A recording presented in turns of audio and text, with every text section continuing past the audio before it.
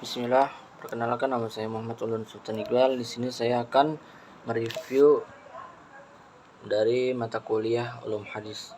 Langsung saja, hadis Nabi adalah ucapan, perilaku, sikap, dan takrir Nabi sekitar 14 abad yang lalu. Ia menjadi tuntutan hidup bagi seluruh umat muslim di seluruh dunia sejak Islam hadir sampai akhir masa kehadiran hadis tersebut dilingkup oleh ruang dan waktu tertentu. Ruang yang dimaksud adalah lingkup konteks sosial budaya historis masyarakat Arab pada waktu 1400 tahun yang lalu, dan secara spesifik menyangkut asbab al-wurud hadis. Jika hadis Nabi terbatas pada ruang dan waktu, artinya ada ajaran Islam atau hadis Nabi yang bersifat universal, temporal dan lokal. Kemudian dalam konteks living hadis. Living hadis pada dasarnya bukanlah hal baru. Hanya saja sisi kebaruannya adalah pada frasa kata yang digunakan di Indonesia.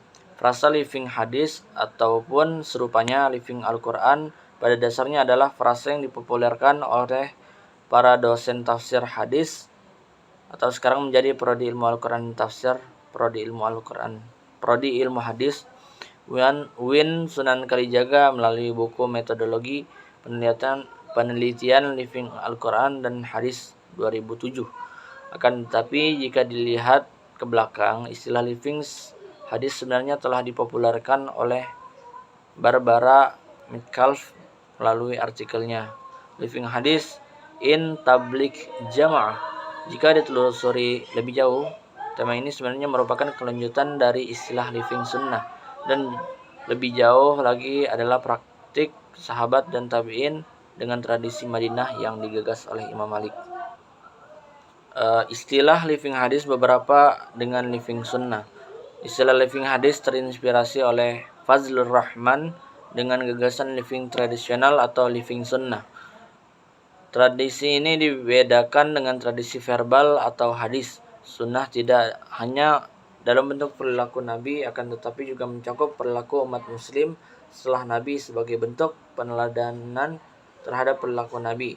Akan tetapi kedua istilah tersebut mempunyai makna yang berbeda. Living hadis mengacu kepada praktek masyarakat yang terinspirasi oleh hadis Nabi, sementara living sunnah adalah praktek hidup Nabi yang kemudian diteladani oleh umat Islam. Aktivitas ini terkait dengan fenomenal hadis in everyday life, yakni makna dan fungsi hadis yang real dipahami dan dialami masyarakat muslim. Fenomena tersebut dalam bentuk respon dan praktek perilaku suatu masyarakat yang terinspirasi oleh kehadiran hadis. Respon tersebut dalam bentuk penggunaan ayat Al-Quran dan hadis dalam kehidupan sehari-hari, seperti penggunaan ayat Al-Quran sebagai obat atau jimat atau jampi-jampi, ritual pembacaan ayat atau hadis tertentu pada waktu tertentu yang berorientasi pada pengamalan, misalnya Al-Quran dilombakan. Artinya living hadis adalah mengamalkan hadis dalam kehidupan umat sehari-hari. Ada 3 model variasi living hadis, yaitu tradisi tulis, tradisi lisan, dan tradisi praktek. Tradisi tulis biasanya dalam bentuk tulisan yang terpampang di tempat-tempat strategis yang diyakini bahwa isi tulisan berasal dari Nabi. Misalnya tulisan An-Nazafatu minal iman, kebersihan sebagian daripada iman, yang dianggap hadis oleh masyarakat ditujukan agar masyarakat menjaga kebersihan lingkungan. Tradisi lisan sering muncul bersamaan dengan praktek yang dijalankan oleh masyarakat. Misalnya tradisi ini beberapa pesantren melaksanakan sholat subuh pada hari Jumat lebih panjang daripada biasanya. Tradisi Bukhairin pada bulan puasa dan diartikan dengan bahasa Jawa. Hadis-hadis yang dijadikan sebagai dalil dan hujjah dalam bentuk kesempatan kegiatan keagamaan yang disampaikan oleh para dai atau mubalik. Fokus kajian living hadis adalah salah satu bentuk kajian atas fenomena praktik, tradisi, ritual, atau perilaku yang hidup masyarakat memiliki landasan di hadis Nabi.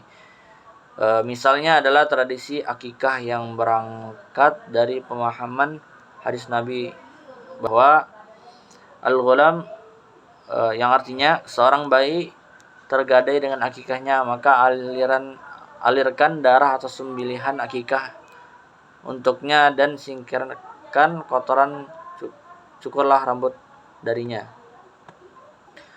Dari sini kemudian muncul beberapa bentuk perayaan akikah di masyarakat, misalnya dengan membaca maulid tiba dan menyembelih kambing.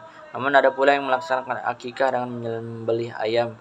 Di sebagian daerah di Jogja, kenapa ayam? Hal ini juga karena resepsi masyarakat atau hadis Nabi yang disesuaikan dengan kelas ekonomi mereka sendiri. Bahkan dalam porsi tertentu dapat dikatakan sesuai dengan kadar kesadaran keislaman mereka. Misalnya, kelompok yang mempraktikkan akikah dengan kultur Jawa akan terlihat lebih kental dengan sinkretisme Hindu-Islam.